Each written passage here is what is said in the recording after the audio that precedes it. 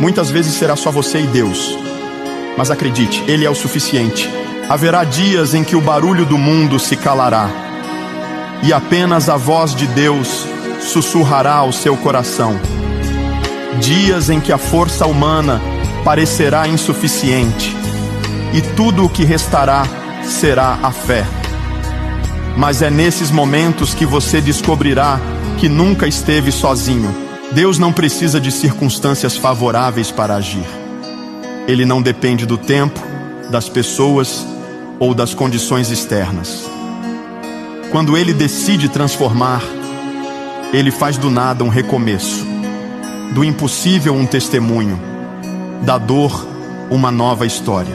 Talvez hoje você não entenda o porquê do deserto, mas Deus já vê o oásis à sua frente. Cada lágrima rega o solo da sua vitória. Cada espera fortalece suas raízes.